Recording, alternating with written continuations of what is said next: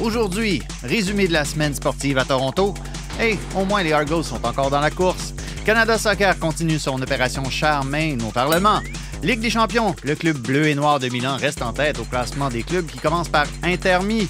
Et on célèbre un immense anniversaire dans le monde du soccer québécois. Ça fait 6 ans aujourd'hui que je travaille à Radio-Canada. Ici Yassine Camara. Ici Olivier Tremblay. Vous écoutez Tellement Soccer.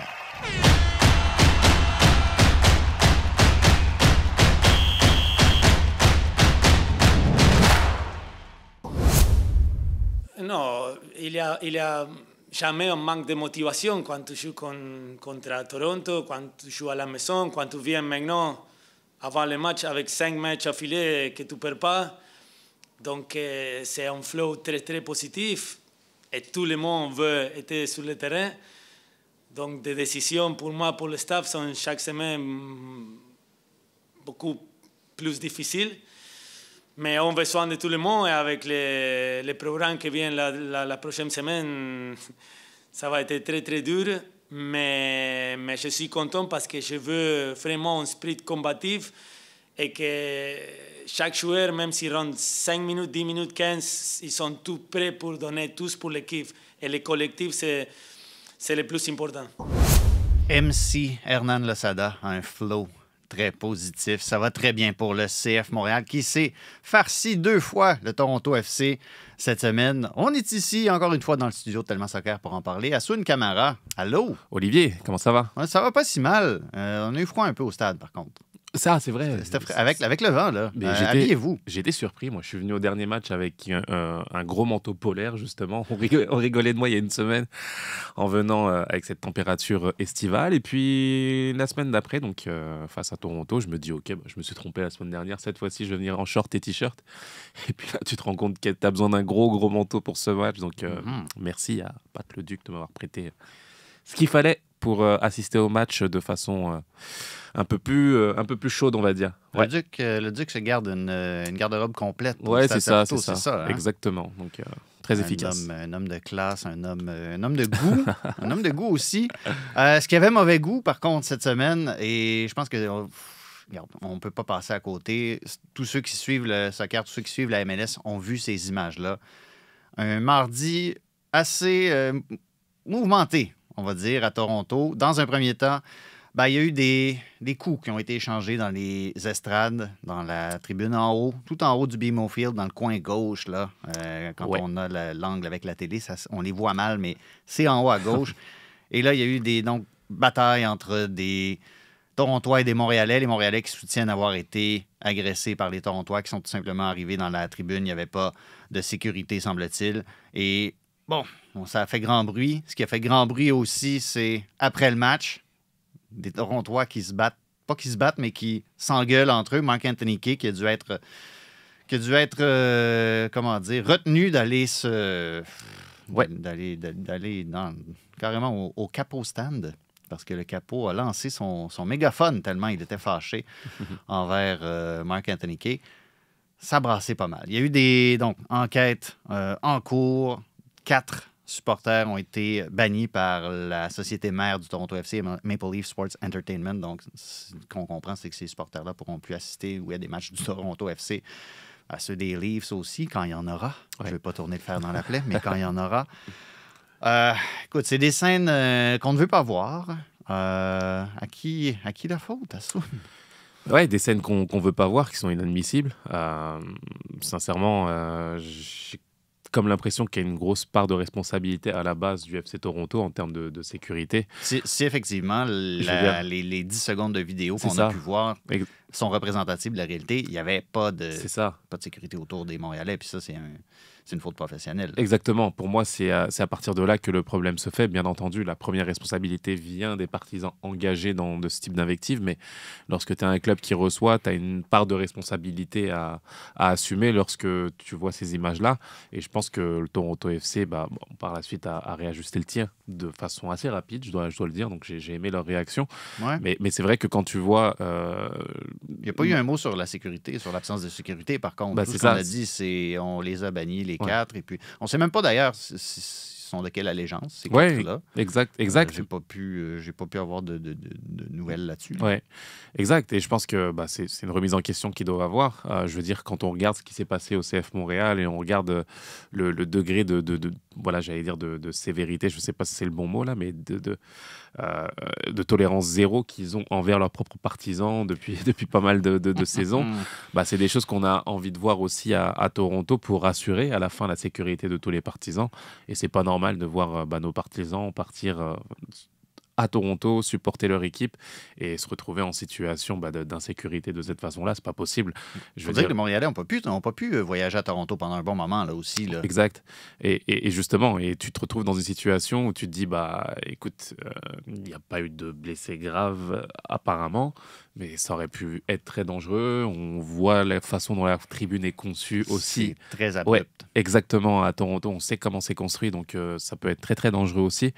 Et c'est pas des images qu'on a envie de voir lorsqu'on est amoureux du football. On veut aller voir des matchs de foot en toute sécurité, avec des familles, avec des enfants, et voir ces images circuler. Je pense on nourrit un degré intéressant de rivalité sur le terrain qui peut se faire sur le terrain. Il n'y a pas de problème entre les deux acteurs, entre les deux équipes. C'est fair, il n'y a pas de problème. Mais ça peut amener justement à des dérives qu'on a aussi vues ce week-end. Et je pense c'est pas étranger justement à tout ça. Et je pense vraiment que qu'il fallait corriger le tir et couper justement l'herbe sous le pied tout de suite. Et moi, j'allais dire, je suis étonné. Je suis pas en même temps parce qu'il y a quand même une historique entre les supporters de Montréal et les supporters torontois, mais quand même, à Toronto, il y a certaines mesures dans le passé qui ont été prises envers certains de leurs propres supporters. Le groupe qui s'appelait, je le dis au passé parce que il y a peut-être des relents de ça qui se promènent dans les bars à Toronto, mais les Inebriati, qui est un groupe particulièrement difficile à gérer, dirons-nous. Et ils ont été essentiellement écartés du stade. Donc, c'est faisable de gérer ce genre de situation-là. Et je veux dire, gérer les supporters adverses, ça prend pas un doctorat en métaphysique pour comprendre comment ça fonctionne, comment tu peux gérer une foule, comment tu peux t'assurer qu'il y ait un transit sécuritaire, disons, de la station de métro jusqu'à la section supporter adverse. Tu gardes tes supporters adverses coordonnés par la sécurité une demi-heure après la fin du match aussi pour éviter qu'ils sortent en même temps que les Montréalais ou les Torontois selon le stade dans lequel tu es. C'est comme si dans certains marchés de la MLS, on avait de la misère à appliquer des leçons qui sont pourtant appliquées depuis très longtemps. Oui, exact. Un certain laisser-aller, entre guillemets, à se dire c'est pas très grave. Moi, j'étais surpris de voir je veux dire, à 100 mètres, t'avais pas... Dans la vidéo, tu n'avais pas un agent de sécurité dans la tribune de visible. Donc, c'est des choses assez surprenantes. Comme on l'a dit, on connaît la rivalité qui peut exister. On sait que c'est la semaine. C'est un match, justement, qui représente cette forte rivalité dans la Ligue.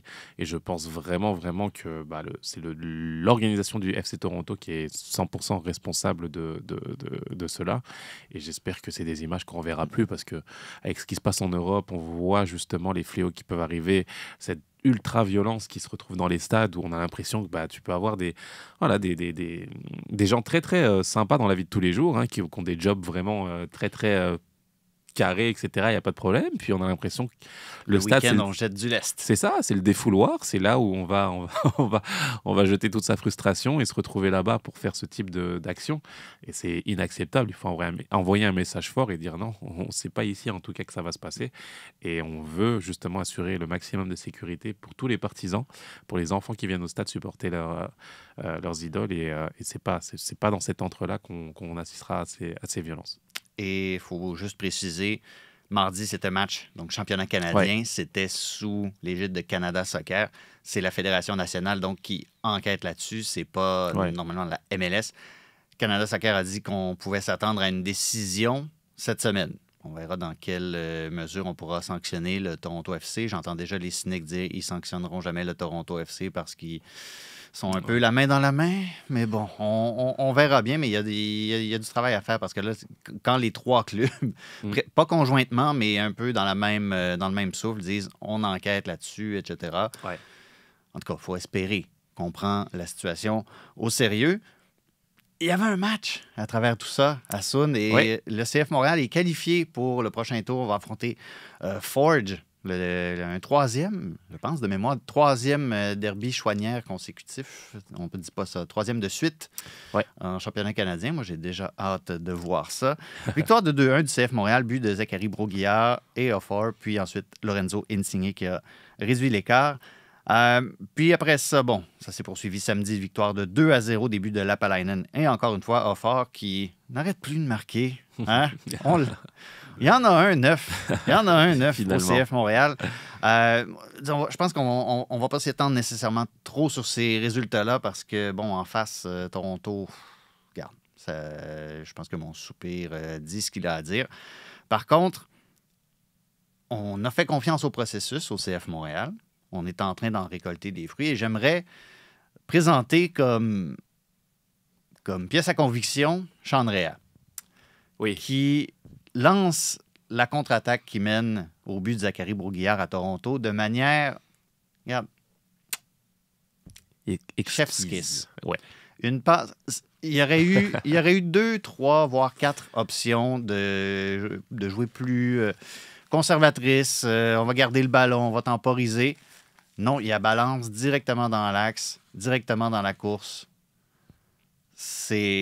On fait confiance à ces jeunes-là pour qu'ils tirent leur épingle du jeu. Ça a été compliqué au début. On a déjà cité Nathan Saliba en exemple, qui lui aussi fait une belle rentrée contre Toronto en fin de semaine, par exemple. Est-ce qu'on est vraiment récompensé ou on s'énerve un peu? Non, on est récompensé. C'est exceptionnel ce qu'arrive à faire le CF Montréal sur cette dynamique-là. On a parlé justement de l'essor de joueurs de fort potentiel qui devaient s'exprimer et arriver à nous donner la quintessence de leur potentiel. Mais pour ça, il fallait justement avoir une équipe cohérente, un collectif positif et des joueurs cadres qui assumaient leurs responsabilités comme on l'a écrit. T'as dit ça, toi. T'as déjà dit ça. C'est la première fois que j'en entends parler. Ça m'est arrivé, oui, dans un passé pas très lointain. Et aujourd'hui, on a l'impression que tous les ingrédients sont réunis pour voir ces jeunes émerger et nous donner beaucoup de qualité, beaucoup de confiance. Et ils sont dans un cocon qui leur permet de s'exprimer librement. Et franchement, ce qu'arrive à faire Sean Rea, pour ne parler que lui, c'est juste très... C'est fabuleux parce qu'on connaît le potentiel de ces joueurs-là. On connaît la qualité qu'ils peuvent apporter dans un groupe. Quand je regarde Mohamed Farsi, par exemple, à Columbus, je me dis que par le passé, peut-être qu'il n'a pas profité, par exemple, d'un collectif fort pour pouvoir venir au CF Montréal et s'exprimer au mieux comme il le fait à Columbus, par exemple, en ce moment. Et je suis content de voir le CF Montréal mettre en place cette idée-là, de voir ces jeunes s'exprimer au plus haut niveau, sortir de la CPL et venir en MLS. Enfin, venir au niveau d'un club de MLS et donner ce qu'ils amènent, la fraîcheur, de l'envie, de l'abnégation, du culot aussi, du haut de leur jeunesse. Donc c'est de bon augure pour la suite. Et finalement, la politique sportive qui est celle d'avoir une équipe compétitive et de développer des jeunes en même temps, finalement, elle semble pour l'instant redresser et fonctionner comme on avait envie de l'avoir fonctionné. Et c'est la 6e victoire d'affilée, toute compétition confondue. C'est la première fois que le CF Montréal réussit ça dans l'ère MLS. Asuan Camara, faisais-tu partie du problème? Oui, Est-ce que tu étais toi le problème? Sûrement. C'est sûr. Peut-être qu'il aurait fallu que tu te forces un peu. Là. Exactement. Seulement 5, là, c'est pas fort. Ouais, c'est vrai. Écoute, les records sont faits pour être battus, justement, pour le coup. Je sais ce que c'est, moi, d'être dans une dynamique où tu t'enchaînes les matchs et tu gagnes. Ça te donne justement, ça te gonfle en confiance. Comme l'a dit Hernan Losada, ça te donne une dynamique positive où tout le monde, tous les joueurs veulent participer à la fête parce qu'ils savent qu'il y a une confiance collective intéressante chaque matin à l'entraînement. Et ce qu'ils arrivent à faire, écoute, autant on a été critique envers Losada, envers les joueurs qui ne répondaient pas sur le terrain, autant il faut dire que quand ils font bien, et c'est juste beau de voir justement cette dynamique exceptionnelle. Gagner 6 matchs d'affilée entre le championnat et le championnat canadien, je peux te dire que c'est une performance à faire en MLS qui est extrêmement difficile, de revenir avec la fraîcheur mentale et physique et de tourner à 180 degrés, le début de saison catastrophique. Je crois que c'est d'autant plus marquant en fait de voir... C'est épouvantable. Exactement, de voir d'où on venait. On avait l'impression qu'on allait passer une saison la pire saison peut-être de l'histoire au vu du départ. Et puis tu te rends compte qu'ils ont réussi à redresser la barre, à mettre une mentalité de gagnant jusqu'à présent. Et c'est juste exceptionnel en fait. Faut vraiment pas mésestimer ce qu'arrive à faire Losada et ses joueurs. Ils font un travail remarquable. Et moi, je prends vraiment plaisir à observer cette équipe jouer et déployer ce jeu qui nous intéresse chaque week-end. Sans Bryce Duke. Sans Bryce Duke en plus, Ouais. Exactement. Fallait dire son nom pour que Jacques-Alexis Bernardin, notre producteur, fasse un travail léché, qu'on paraisse bien. C'est ça. Parce que c'est son boy, Ouais. Bryce Duke.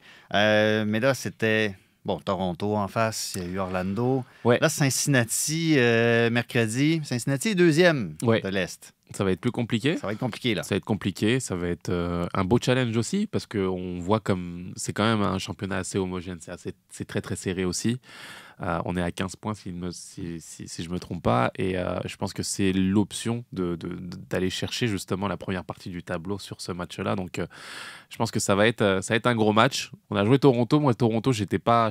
Je sais pas, j'étais très très confiant face à Toronto parce qu'au vu de ce qu'ils font, j'ai l'impression que cette équipe est en pleine suffisance et ne respecte pas le football.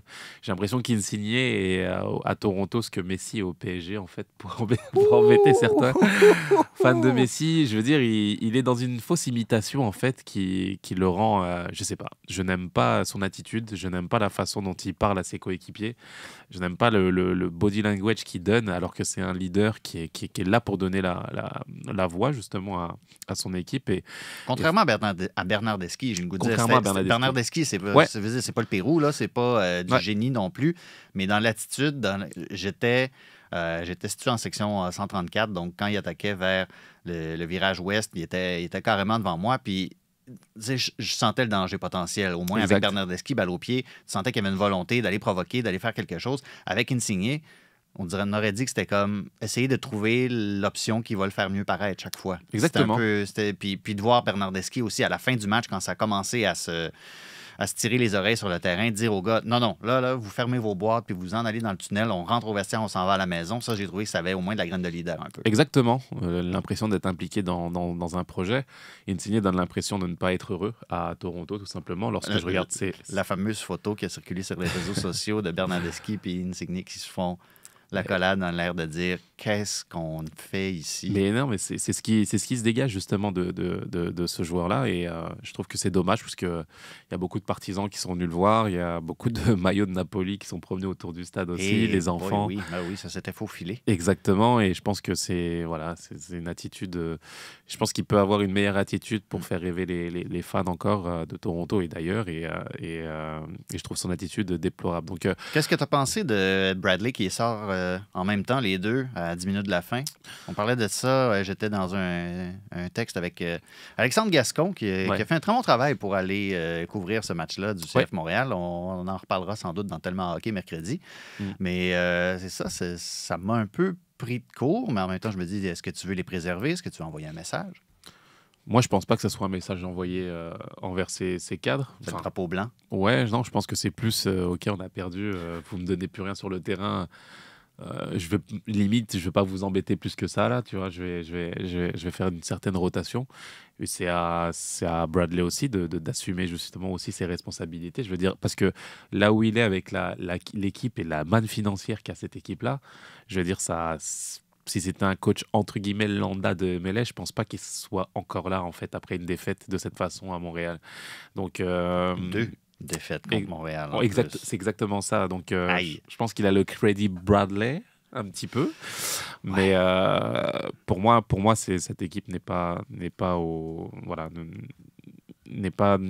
niveau de la MLS aujourd'hui, elle n'est pas au niveau des attentes finalement de leurs partisans. Donc j'étais pas spécialement inquiet pour le CF Montréal, j'étais même très confiant. Par contre Cincinnati, là il va falloir faire un gros match pour les écarter et essayer de se rapprocher des toutes premières places, même si on fait très très bien depuis quelques matchs. Et pour ceux qui étaient au stade, vous avez remarqué qu'on a célébré quelque chose de bien à la pause, c'est-à-dire l'arrivée d'un nouveau commanditaire. Ah, il me semblait que c'était 6 ans à Radio-Canada et accessoirement, non, ça on n'en parle pas. Accessoirement, c'était le 30e anniversaire du CF Montréal. On a eu un bel angle de caméra sur la famille Saputo dans sa loge et puis Ouais. sur Asun Camara qu'on perdait dans une mer de monde par la suite. Pour ceux qui ne savaient pas trop qu'est-ce qui se passait à l'écran géant, c'était ça. C'était des anciens joueurs qui Exactement. étaient en plan large et puis qu'on ne pouvait pas déceler parce que de toute façon, dans ce stade-là, on voit rien sur les écrans, on n'entend rien quand on parle. Mais c'était quand même ça. Et c'était dimanche, le 30e anniversaire du tout premier match de l'Impact en 93, une défaite de 3-2 en tir de barrage en Californie contre la Salsa de Los Angeles. Des buts de Dino Lopez et Patrice Ferry. Puis là, je suis allé fouiller dans les journaux. Puis regarde, tant qu'à parler d'histoire, on va s'amuser un peu. 15 mai 1993, dans le LA Times, Scott Miller qui fait son compte-rendu de match, il amorce pas tant son rapport de match avec le match qu'avec une blessure à Paulinho, qui est un joueur très influent de cette équipe-là, qui a par la suite joué pour l'Impact de Montréal, comme quoi tout est dans tout.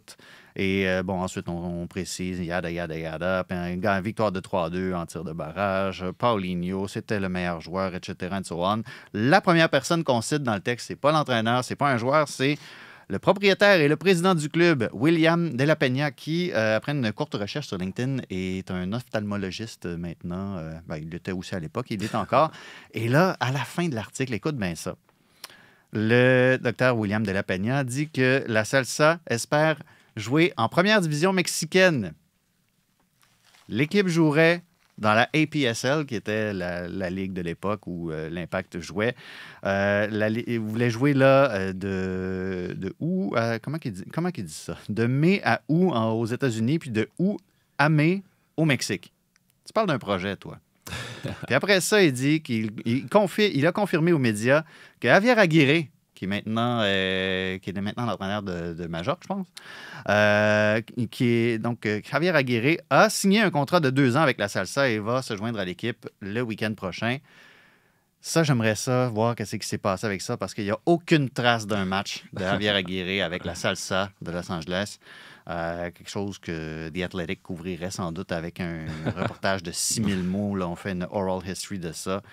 30 ans, on a célébré ça d'une manière, comment dire, Asun, manière sobre. Oui, sobre. C'était assez sobre avec cette vidéo-là qu'on a fait passer, qui était déjà sur les réseaux sociaux depuis 2-3 jours.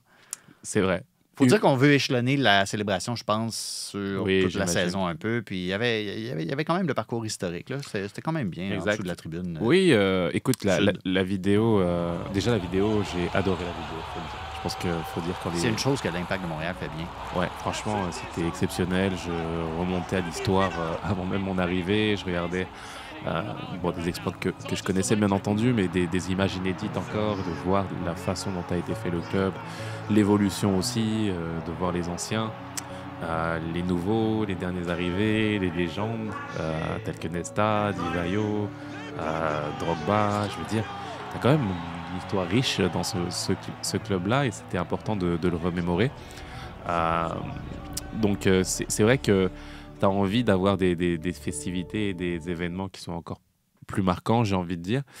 Mais la vidéo en tant que telle était déjà vraiment très, très intéressante. Moi, j'aurais aimé... Dis-moi comment tu as fait ça. J'aurais aimé, par exemple, on a un Vincent Détouche qui a écrit un livre sur les 30 ans, par exemple, du CF Montréal. C'était pas un projet associé au club. Hein. Justement, et je trouve qu'il y a pas mal de projets justement qui gravitent autour du club avec des personnes qui aiment le club et qui font un travail, je veux dire, de marketing gratuit en fait, exceptionnel. Je veux dire, un livre qui retrace l'histoire où tu as en préface Richard Legendre, vice-président, qui est écrit dans ce livre, qui témoigne des gens qui ont marqué le club, qui sont affiliés au club aussi et qui ont donné leur impression. J'ai l'impression qu'il y a pas mal d'événements ou de choses qui peuvent aider le club finalement à grandir. Donc, d'avoir quelque chose qui mette en lumière finalement ce travail-là ou un livre de cette façon-là, je trouve que ça mériterait justement d'être mis en avant. Et j'aime avoir justement ce type de projet autour du club. Ça prouve que les gens sont amoureux du club, les gens aiment le club, ont envie de partager leurs émotions. Et j'ai comme l'impression qu'il y a encore un potentiel fort à aller chercher autour du club pour communiquer avec les gens, pour créer un sentiment d'appartenance, pour donner aux partisans des ancrages et des attaches pour aimer encore plus le club. Ben, tu dis ça justement. Regarde, j'ai 2 pages de notes avec des gens qui nous ont écrit parce que la question cette semaine, n'était pas caduque pour une fois. Votre moment préféré des 30 ans d'histoire du CF Montréal. Il y avait une première thématique, Mathieu, qui se dégageait. Beaucoup de Mathieu qui répondent cette semaine. Mathieu Lapierre qui dit, pour moi, c'est toujours le prochain match. Regarde ça, c'est poétique. Le prochain match au Stade Saputo ou au Stade olympique, historique ou décevant, moment inestimable avec famille et amis. Ouais. Il y avait un texte de Marc Cassivi aussi dans la Presse Plus qui traduisait un peu ce même sentiment-là, que c'était une occasion justement de vivre des moments, de se créer des souvenirs pour la vie. Hein? Exactement. Mathieu Lemay qui dit le premier titre en 1994, tu étais aux couches à l'époque, à Soud. J'y étais avec mon défunt ami d'enfance et on célébrait avec les joueurs et le staff sur le terrain du centre Claude Robillard, d'autant plus que 7 des 11 titulaires étaient originaires de Montréal et la MLS n'existait pas encore. C'était l'Impact au sommet du monde à Soud. C'est pas rien, ça. La fierté locale aussi. Il y a cet aspect-là qui, quand on entend, moi, je suis. Tu sais, je le dis chaque fois, je ne suis pas investi émotionnellement dans les résultats de l'Impact de Montréal, mais d'entendre un garçon comme Mathieu Chouanière, qui a roulé sa bosse dans le même club, on va dire, ça ne s'applique pas vraiment, mais qui progresse d'année en année. Puis là, c'est un des joueurs qui est le plus applaudi lorsque son nom est dit en avant-match. Je veux dire, c'est quelque chose d'avoir créé un peu, entre guillemets, cette vedette locale. Oui, bien sûr. Bien sûr, exactement. Tu crées, comme tu l'as dit, un sentiment d'appartenance fort. Tu donnes une certaine fierté aussi aux partisans, que ce soit montréalais, québécois, qui se reconnaissent en des jeunes qui se produisent ici. Et c'est un crédit qu'on doit donner aussi au CF Montréal, d'arriver à produire des joueurs de cette façon-là, d'aller dans cette direction-là aussi, parce que c'est là où ils veulent aller. Donc, écoute, ça peut que bien marcher pour le futur si on arrive à garder cette ligne de conduite. Ben oui. Et pour revenir à 94, l'Impact était tellement au sommet du monde. Il y a eu un défilé sur la rue Sainte-Catherine. Il y en avait eu un, nous le précise Éric. Il y en avait eu un quelques mois auparavant pour l'équipe de hockey sur glace. Hein? Ça aussi, ça fait un petit moment qu'on a pu aligner les championnats de cette manière-là. Et pour finir la thématique Mathieu, un autre Mathieu qui précise, ils font du triage, ils n'ont jamais pris mes réponses. Premièrement, je suis allé voir, c'est pas vrai. Ce Mathieu-là se reconnaîtra, c'est pas vrai. J'ai déjà cité une de ses réponses, je pense, l'été dernier. Et c'est parce que, regarde, c'est pas de ma faute si on en a beaucoup, d'une part. Et d'autre part, ben, je pèle ça dans la cour de Christine Roger, qu'on salue et dont on espère le retour imminemment. Ouais. Le but de Cameron Porter, regarde ça, je ne vais pas tout nommer les gens qui ont souligné ça, mais ça, c'est vraiment je pense, le moment quand on parle d'émotion pure. Là. Ouais, je pense que c'est le moment. Ouais. Franchement, pour que tu fasses un câlin à Frank Klopas. Je pense que ça prenait beaucoup d'émotion. Frank Klopas, entraîneur qui a repris du Fire de Chicago. Ils ont gagné. Un génie tactique. Exactement. Frank Klopas. La thématique familiale a été abordée aussi par d'autres gens. Un partisan des Phillies à Montréal, j'ai pas de nom, mais c'est ça. C'est comme ça qu'il s'identifie. C'est son choix. Tous les matchs entre 2013 et 2020 auxquels j'ai assisté avec mon fils, victoire ou défaite, chaud ou froid, soleil ou pluie à Montréal ou sur la route, un merveilleux rituel père-fils qui restera pour toujours gravé dans nos mémoires. Ça, exactement. C'est bien vrai. Et Normand qui dit, pas un match qui a passé à l'histoire pour le club, mais pour moi, c'était magique. Le 1er juin 2019 contre Orlando, mon grand-père qui fait le pile ou face officiel 4 jours après avoir célébré son 100e anniversaire. C'est ça aussi. Oui. Ouais. C'est ça aussi, un club de soccer et un club qui se rassemble autour de sa communauté. Et moi, ce qui m'a fait capoter avec ça, le monsieur, là, ça fait 4 jours qu'il a 100 ans et on lui fait le plus beau cadeau qu'on peut pas avoir. Sur la photo, il y a Chris Penso, ton arbitre préféré, Asun Camara, Chris Penso. Moi, j'étais là en fin de semaine. J'étais là pour voir arbitrer Chris Penso, un Montréal-Toronto.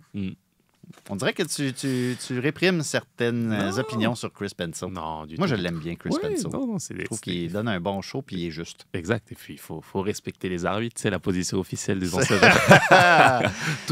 toujours respecter les arbitres. Et voilà, c'est un message qu'on envoie aux plus jeunes. Retenez ce manifeste. Mais quand tu regroupes un petit peu tous les témoignages, c'est ça, tu sais, on se rend compte à quel point... les partisans sont attachés aux souvenirs. Il y a la famille qui tourne autour de ça. Il y a les moments partagés qui sont gravés en fait à jamais en fait avec cette équipe-là. Donc on se rend compte que le changement de logo, de la tentative de changement d'identité, etc. C'était extrêmement difficile pour la grande majorité des partisans parce que tu leur donnes le sentiment d'oublier le passé, mais d'oublier le passé non pas sur le terrain, mais en tribune, avec leur famille, les moments d'émotion partagés. Donc, c'est aussi révélateur et beau à voir que les gens sont quand même attachés à leur club. Bon, on a posé cette question-là une semaine où il y avait 2 matchs contre Toronto. Je ne sais pas si ça Ouais. a influé le vote, mais il y a beaucoup de trucs là, qui sont passés sur Toronto dans les messages qu'on a reçus. Monsieur Fournier, je pense, parce qu'il s'appelle Monsieur F, puis son username, son nom d'utilisateur, c'est Fourn. Fait que je vais présumer que c'est ça. Il dit, et là, je cite, là, c'est pas une opinion que je suis en train de dire. Le match nul face aux Clowns au BMO Field lors du championnat canadien 2008. C'était pas encore là, Assun, qui confirmait le titre à l'Impact, alors en D2 face à un club de MLS qui pensait que le titre leur revenait de droit. Et ça, c'est quelque chose peut-être qui se perd avec le fait que, bon, tu es en MLS, tu descends pas, tu remontes pas. Ouais, Quand tu es le petit pousset qui bat le gros club de la grosse ville, de la grosse ligue, le gros méchant. ah, ça, c'est quelque chose. But de Roberto Brown sur un coup de pied de coin pris par Joey Jurtson qui avait les pieds emmêlés j'allais dire emmêlés de confettis. C'est pas des confettis, c'est quoi des. Voyons, ceux qui sont plus longs, là. Ils ont les des rubans. serpentins. En tout cas, cette affaire-là, là, vous savez de quoi je parle. Ouais. Mario qui précise une victoire de 3-0 contre. Encore une fois, c'est pas fin, mais contre les Clowns.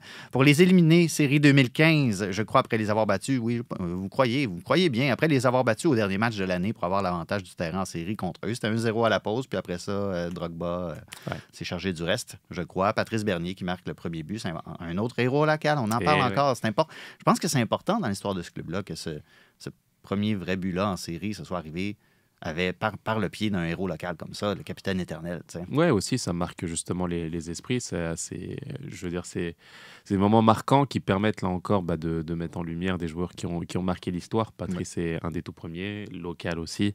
Donc forcément, ça aide aussi à créer l'histoire et à marquer finalement les esprits avec ces grands moments dans la MLS. Arnaud qui parle du premier match de la finale de conférence contre Toronto au Stade olympique en 2016. Seulement du premier match, c'est bizarre.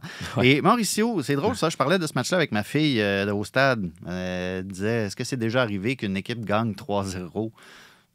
Oui, jeune fille. Oui, c'est déjà arrivé. J'ai déjà vu, et c'est ce match-là dont Mauricio parle, un 6-0 contre Toronto. Oui, c'est vrai. J'ai dit 6-0. Ma fille avait les yeux ronds comme des 30 sous. Quoi? 6? Quoi? 6 buts dans un match de soccer? Oui, mon enfant. Les joueurs qui sont passés aussi, ça vient marquer les gens. Normand qui parle de Didier Drogba, Alexis qui parle du passage d'Ignacio Piatti avec l'équipe. Et ça, je trouve ça important parce que c'est un petit moment anecdotique, mais pour les initiés, ça fait des trucs le fun à dire.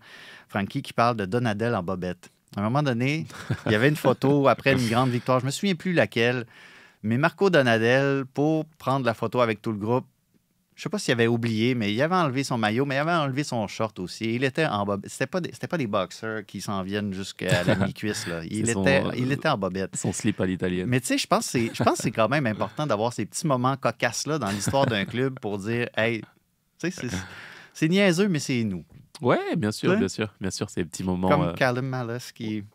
Sympa, ou Oduro avec ses pizzas, tu vois, c'est ben oui. Quand même des petits moments marquants et qui sont assez sympathiques pour les partisans. Il y a eu quelques mentions de la Ligue des champions, particulièrement Santos Laguna. Je présume, quand on parle de Santos Laguna, on parle du 2-0 jadis et non pas de la fois où ils ont eu l'air d'une gang de cônes verts sur la pelouse du stade l'an dernier.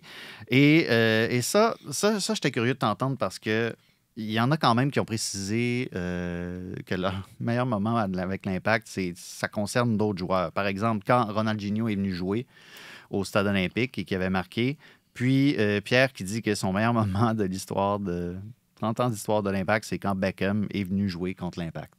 Ouais. Est-ce que ça heurte tes sensibilités qu'on associe des joueurs d'autres équipes au meilleur moment de l'histoire d'un club? Dans l'absolu, ça pourrait, mais franchement, non, pas du tout, parce que c'est quand même des joueurs emblématiques qui ont marqué l'histoire du football mondial. Donc, voir des gens être marqués par la venue de légendes comme David Beckham ou Ronaldinho ou tant d'autres, bah, il faut dire que c'est quelque chose qui est marquant, même C'est pour sûr. nous. Je veux dire, C'est sur sûr. le terrain, on voyait déjà ce que ça donnait. Donc, non, moi, je respecte ça, il n'y a pas de problème. Bon. Vraiment. Et en terminant, ça m'a amusé. Vincent qui dit que son meilleur moment, c'était le renvoi de Rémi Garde et il ajoute ALV. Allez les Verts! Partisan de Saint-Étienne qui était content de voir le Lyonnais partir. Rien à ajouter. Rien à ajouter, on va aller faire un tour du côté d'Ottawa.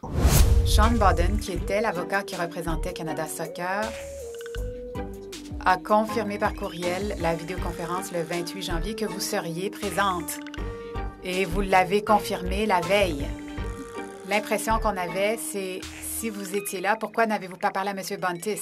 Donc, vous êtes confiante, même si l'avocat a dit que vous y seriez, que les joueurs se rappelaient que vous y étiez, vous n'y étiez pas? Madame la Présidente, comme je l'ai dit, j'ai vérifié mon horaire et je n'ai pas vu d'invitation acceptée à cet appel.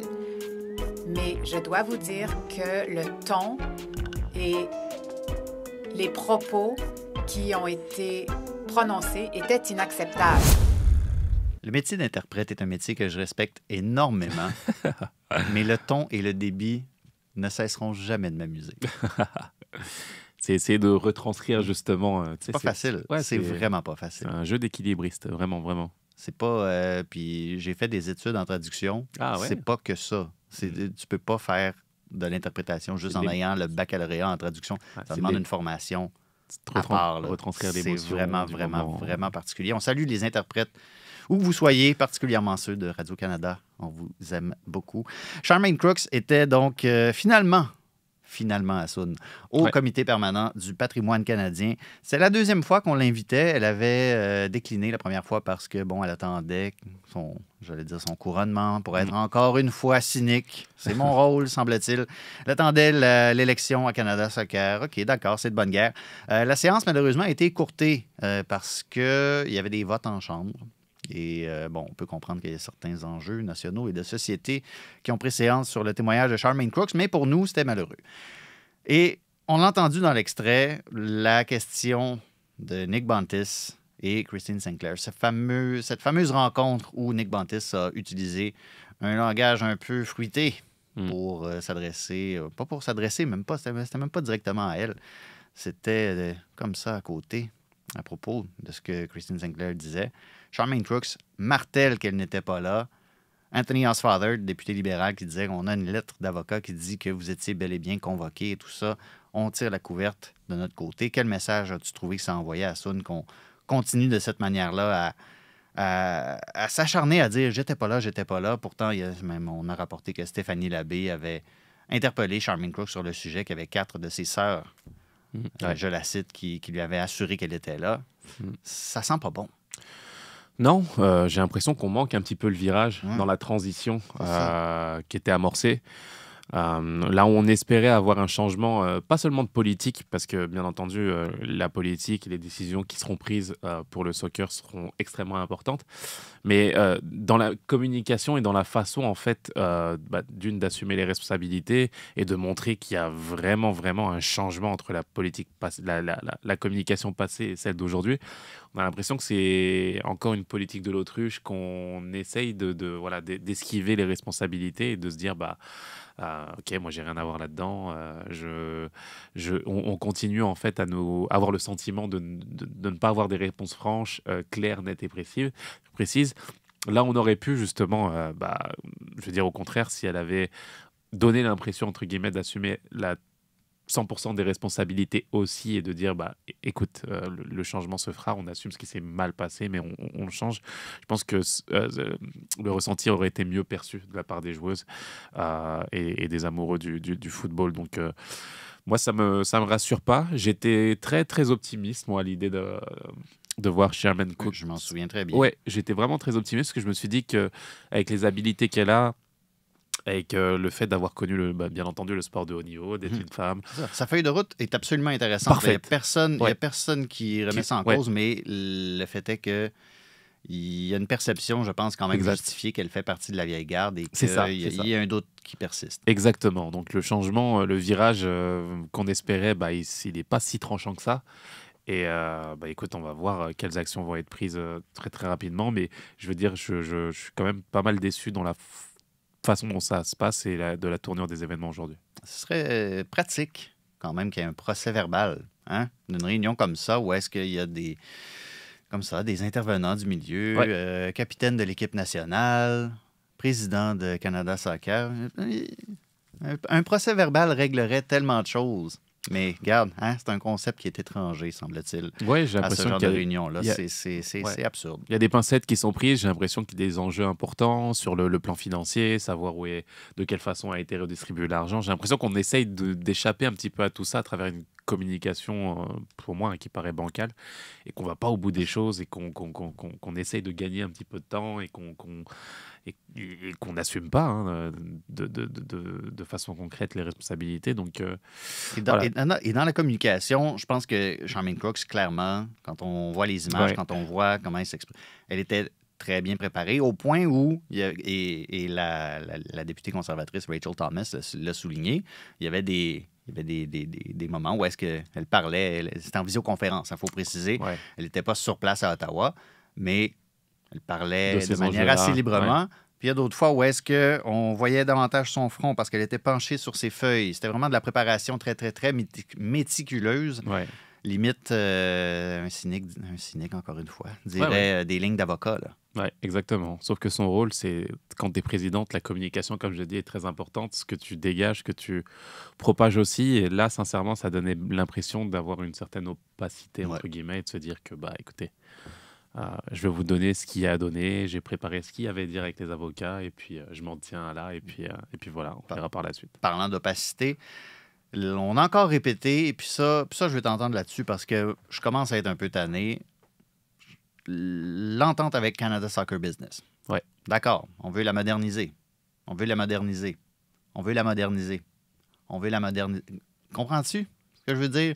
On fait juste dire on veut la moderniser, mais il n'y a personne qui dit de manière concrète comment est-ce qu'on va faire pour la moderniser, comment est-ce qu'on va faire pour que ce soit équitable pour tout le monde.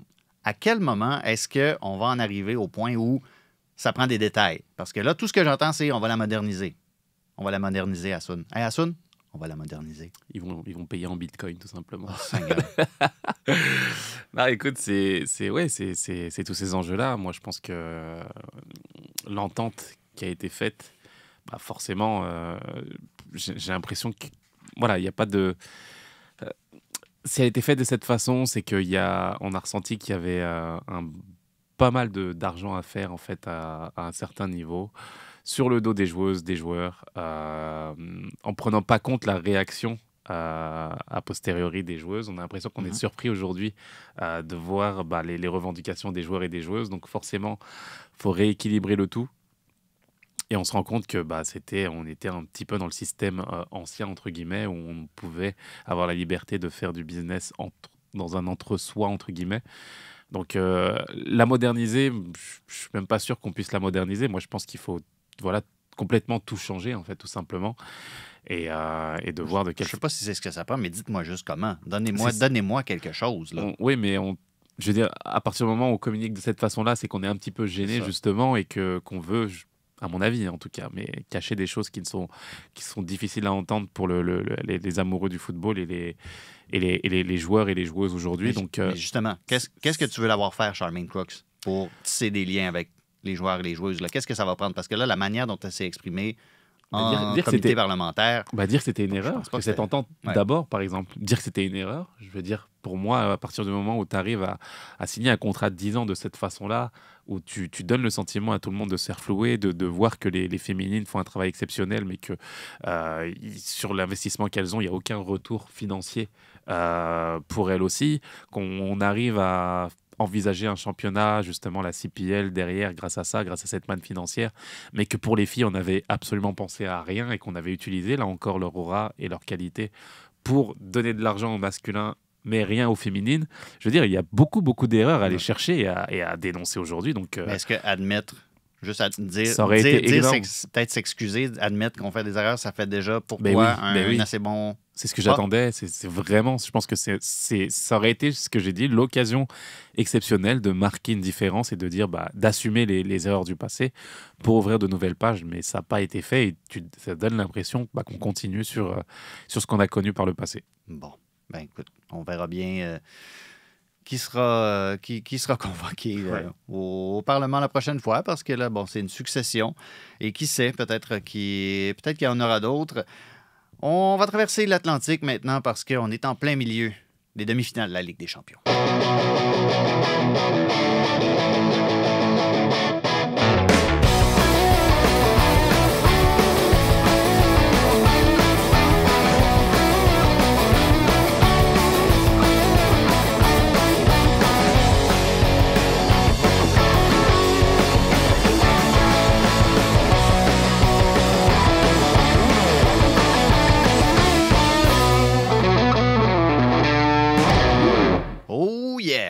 Ça a commencé dans un premier temps. On va y aller en ordre chronologique parce que je garde les reçus pour la fin. Real Madrid 1, Manchester City 1 au Santiago Bernabéu. Début de Vini et de Kevin De Bruyne. Vini qui marque essentiellement quand City fait le jeu. De Bruyne qui marque quand le Real Madrid fait le jeu. C'était un match de gestion de moment, j'ai le goût de dire, cette rencontre-là à Soune. Oui, c'était un match de très haut niveau. Je pense un match engagé entre deux grosses équipes, peut-être les deux meilleures équipes du moment au monde et en Europe aujourd'hui. Et écoute, c'est un match nul qui, dans le passé, aurait peut-être donné des petites sueurs froides au Real Madrid, mais au vu des réactions d'après-match, de la confiance dégagée par les plus jeunes comme Camavinga qui a fait un match fabuleux, hormis la petite erreur de passe sur le but encaissé. Un latéral gauche qui s'ignorait. Ouais, exactement. Ils y vont ils dégagent quand même pas mal de confiance. Et j'ai l'impression que le Real Madrid, je sais pas ce qui se dégage dans cette équipe-là, mais elle fait office d'épouvantail à chaque fois et tu as l'impression qu'avec eux, il peut tout se passer et qu'ils peuvent jouer dans la tête de Manchester City comme ils l'ont fait au match aller. Parce que City a fait un bon match dans l'ensemble, mais a semblé finalement nous redonner la même émotion qu'on a vécue la saison dernière, où il semblait douter, être en mal. Pendant un bon 30-40 minutes, on n'a plus vu le City qui pressait, qui avait la possession. Non, on avait vu un City subir et regarder le Real Madrid. Mais justement, ils ont subi, mais ils n'ont pas plié. Je pense que la saison dernière, dans ce match-là, ils se prennent un 3-1 ou quelque chose du genre. Ils n'ont pas plié, mais parce que je pense qu'aussi le Real Madrid n'a pas mis les gaz à 1000% dans l'optique justement du match retour. Et forcément, c'est un rapport de force qui est un petit peu décalé. On a l'impression que là, ça a été un match, on a fait le match aller, un partout. Il n'y a plus d'incidence du match à l'extérieur pour Manchester City. Là, le vrai match va être à Manchester City. Et je peux dire que s'il y a bien une équipe qui peut jouer des tours Manchester City aujourd'hui, c'est bien le Real Madrid. Donc j'ai hâte de voir ce que ça va donner. Ils l'ont déjà fait en banlieue de Manchester. Hein? Exactement. Ils l'ont déjà fait à United. Exactement. Mais par contre, regarde, il y avait Eder Militão qui était suspendu. Ouais. Donc, c'était charnière centrale à la barre Rudiger. Ouais. Peu importe comment on articule ça au match retour, peux-tu vraiment museler Erling Haaland de cette manière-là pendant 2 matchs de suite? Je pense que oui. Ouais. Moi, franchement, la défense centrale du Real Madrid, aller regarder devant la télé, j'ai peur moi-même de les voir justement faire. Écoute, ils sont pour moi, c'est la charnière parfaite en fait, entre qualité technique bien entendu, mais agressivité d'une rage en fait qu'ils donnent et d'une volonté de ne rien lâcher. T'as l'impression que tous les contres sont pour eux, qu'ils jouent dans la tête des adversaires. Tu voyais la façon dont Rudiger venait limite sentir les aisselles de Haaland entre ses bras, etc. Quand tu regardes les ralentis. J'étais pas bien quand ça arrivait. C'est ça, tu regardes les ralentis, tu te dis mais qu'est-ce qu'il fait? Mais non, il est là pour justement le faire sortir du match. Et c'est une chose qu'il a bien fait parce qu'Haaland, on l'a pas trop vu finalement au match aller. Et je pense que s'il y a bien une charnière centrale, je veux dire, il y a Militão, des garçons comme Rudiger, des joueurs qui sont agressifs et qui veulent rien lâcher. Ils sont capables finalement de jouer un tour encore une fois à City, ils l'ont fait au Paris Saint-Germain, ils ont massacré l'année dernière aussi. Et je pense que, écoute, le Real, c'est le Real. Hein. Franchement, ils sont d'une détermination, ils sont habités par quelque chose en Ligue des Champions. Je veux dire que ça dépasse le football, en fait. Ils sont habités par ça. Et j'ai l'impression qu'ils sont capables de rééditer l'exploit à Manchester City, même si ça va être difficile de bouger une équipe comme celle-ci. Les fantômes du Forum peuvent se rhabiller. Ceux du Bernabéu, c'est autre chose complètement. Après ça, mercredi, il y avait l'Inter contre le Milan. Ouais. Qu'est-ce que j'avais dit à Soun lundi? Qu'est-ce que j'ai dit? Rappelle-moi qu'est-ce que j'ai dit. Écoute, Qu'est-ce que j'ai dit? T'es à la moitié du pronostic. Non. J'ai dit l'Inter va gagner par 2 buts demain. C'est ça que j'ai dit. C'est vrai. Si on réécoute les bandes que j'ai perdues, c'est vrai. On pourrait réentendre ça. Mais j'ai l'impression que le Milan peut jouer un tour encore à l'Inter. Écoute, ils ont eu une entame de match catastrophique. Je pense que c'est le pire départ que tu peux avoir dans un match comme celui-ci, à San Siro. Ils ont été pris Ils ont tué l'ambiance complètement. Ils ont complètement tué les fans du Milan. Ouais, ils les ont éteints tout de suite, en fait. Ils ont éteint le match et forcément, ça a été plus difficile par la suite. Mais je pense que, je veux dire, si Leao est présent, si tu as un Giroud qui reprend justement de la forme, si tu as un Mike Maignan qui redevient décisif, le tout combiné dans un 2-0. Oui, mais Mike Maignan, il ne peut pas marquer 2 buts. C'est vrai, mais il peut arrêter des buts exceptionnels aussi. Oui, mais ça ne suffit pas. Ils sont en retard 2 buts. C'est vrai. Mais pour moi, le jeu, c'est Leao. Franchement, si Leao rentre dans ce match et arrive à être en forme pour aider son équipe, je peux te dire que ce ne sera pas la même configuration tout simplement. Et sache que 2-0, c'est le pire score pour une équipe à une mi-temps de match. Donc là, on est à la mi-temps et je peux te dire que quand tu ne sais plus comment avancer, tu ne sais plus si tu dois défendre ce score-là, si tu dois aller marquer le 3e et que tu es entre deux, forcément, tu donnes une opportunité à l'autre équipe de faire de quoi. Et je réitère mon propos. Non. Et je te dis que le Milan va faire quelque chose. Donc, je demande à Jacques-Alexis de retenir ces bandes-là. Et on verra ce qui se passera. Je prends un risque quand même. La seule erreur de mon pronostic, ça a été de dire qu'elle allait marquer par 2 buts demain parce que le match était mercredi puis on enregistrait lundi dernier. C'est le seul impair de ma prédiction. Voyons. Je prends un risque en disant ça, bien entendu. C'est plus facile pour moi de dire l'Inter, mais je suis persuadé que c'est pas fini et qu'il va se passer des choses. C'est beau. Mais je sais te rappeler que l'Inter, là, tu te souviens-tu du groupe? Je regardais ça hier. Le groupe de l'Inter dans cette Ligue des Champions-là? Ils ont eu quand même, c'était quand même. Il y avait le Bayern, il y avait Barcelone, il y avait Pilsen. Oui, c'était tout le monde était comme, bon, OK, c'est parfait. Non, c'est assez costaud. L'Inter Milan en Ligue Europa. C'est assez costaud, il n'y a pas de problème, mais je veux dire, attention à ce match-là. Edin Dzeko qui reprend le relais au bon moment, c'est vrai. Il est inévitable. C'est vrai, j'adore ce joueur, il n'y a pas de problème. Mais vive les vieux. C'est vrai. Mais je pense vraiment qu'on peut assister à une correction du Milan AC. Attention. Correction. Corrige, non pas une déculottée, mais une correction d'attitude. Ils ne gagneront pas 3-0.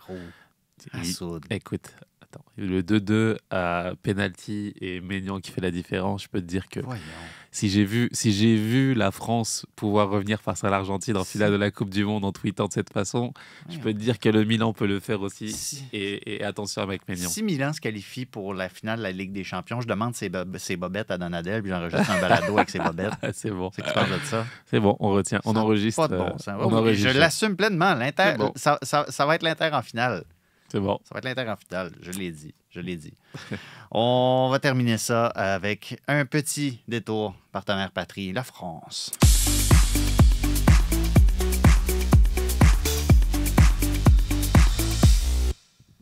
Alors, le 17 mai, ce sera la journée de la lutte contre l'homophobie. Par conséquent, c'est le week-end dernier que la Ligue 1 avait programmé sa propre journée de lutte contre l'homophobie. On avait préparé des maillots, les maillots arc-en-ciel et tout ça, ce fameux concept qu'on connaît, dont on a parlé la saison dernière d'ailleurs, avec Ganagay par exemple. Il y avait aussi des banderoles derrière lesquelles les joueurs posaient et tout ça, avec des messages. Mais ça fait encore parler pour d'autres raisons que simplement on a connu un bel événement et tout le monde est content et on a fait un bon message. Non, il y a des joueurs qui, carrément, n'ont pas participé au week-end de match parce qu'ils ne voulaient pas participer à l'initiative. C'est une autre manière de procéder qu'en Amérique du Nord. On en a parlé pas mal avec le hockey. Ouais. Il y avait des joueurs qui restaient, par exemple, au vestiaire pendant la période d'échauffement Ouais. pour ensuite aller jouer le match. Il y en a pas mal, là, quand même. Il y en a plus que la saison dernière. De plus en plus. Ben, hein. c'est ça. Je pense Ouais. que la saison dernière, justement, on parlait de Ganagay, puis Ouais. c'était pas mal le seul. À ma connaissance, comment t'expliques que ça se soit multiplié? C'est vrai que je suis surpris par le phénomène en tant que tel qui devient, entre guillemets, contre-productif, là où tu lances une initiative pour combattre, entre guillemets, les inégalités. Bah, tu te rends compte que on attend chaque année, finalement, ce jour-là pour voir quel joueur va se défiler et ne sera pas là. Et on ne parle plus que de ça et on ne parle plus justement de l'initiative en tant que telle, à l'origine.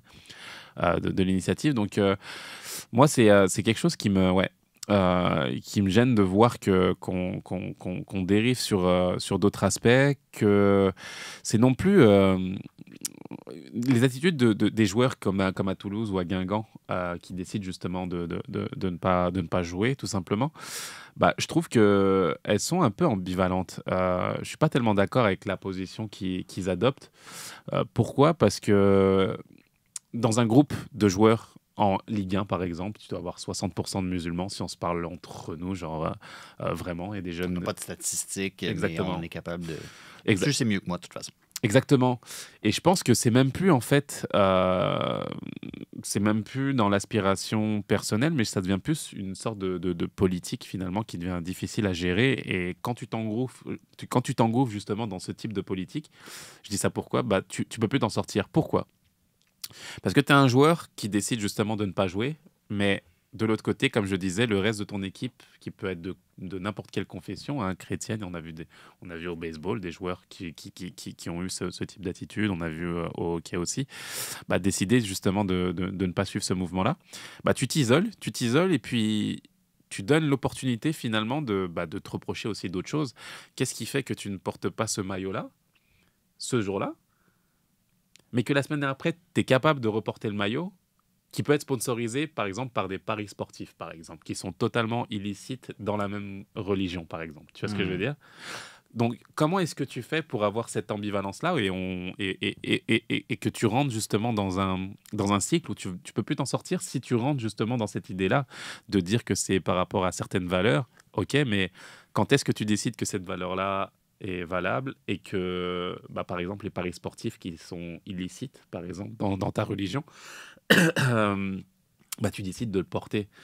Là, ça devient compliqué. Ça devient compliqué et puis tu te retrouves justement isolé dans un sens. Tu punis ton équipe, je pense, d'une certaine façon aussi, quand tu communiques de cette façon-là. J'ai vu Emmanuel Marceron, un ancien de l'Impact de Montréal, qui a travaillé à l'Impact de Montréal dans les bureaux pendant des années, qui est aujourd'hui un des partisans forts du FC Nantes, par exemple. Il l'était même avant. Il était même avant, et qui supporte le FC Nantes. Et je l'ai vu tweeter hier, justement, sur cet aspect-là. Il dit, guys, on joue la relégation, on est en danger en Ligue 1, et puis notre meilleur attaquant décide de ne pas jouer pour nous, pour des raisons personnelles. Comment est-ce qu'on fait ?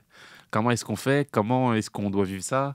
Et ça rejoint justement, je pense, un sujet que tu voulais aborder et une déclaration d'Éric Roy, oui, entraîneur absolument. de Brest. Absolument, parce que, bon, M. Roy qui dit en plus, essentiellement, le moment est tellement mal choisi pour faire ça. On est à la fin avec des clubs qui luttent pour leur survie.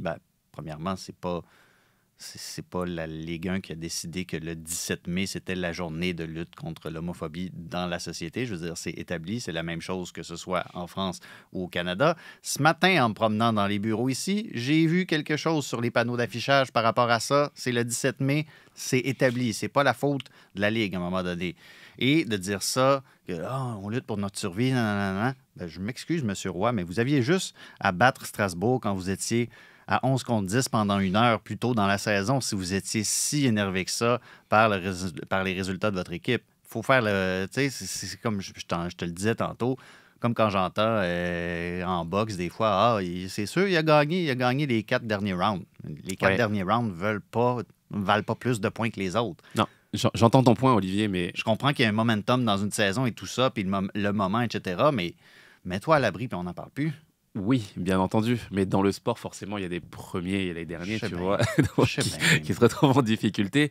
Et quand tu vois, bah, forcément, ton attaquant qui peut t'aider et qui décide de ne pas jouer pour ces raisons-là, Et, bah, et on- souvent aussi, excuse-moi de t'interrompre, mais souvent, c'est en disant en plus dans ces messages-là que je suis contre la discrimination, je suis pour tout le monde, mais il faudrait qu'on respecte mes croyances aussi. Je veux dire, c'est pas contradictoire un peu?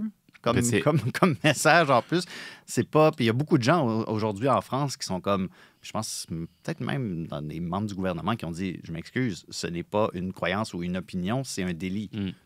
Exactement. Et justement, c'est là où on se rend compte que il faut, pour pousser le propos de l'entraîneur Éric Roy, c'est que euh, on a un problème aujourd'hui là. Il y a un problème qui fait que bah, là où il devait avoir un message justement de respect ou de tolérance, L'inclusivité, tout ça. etc.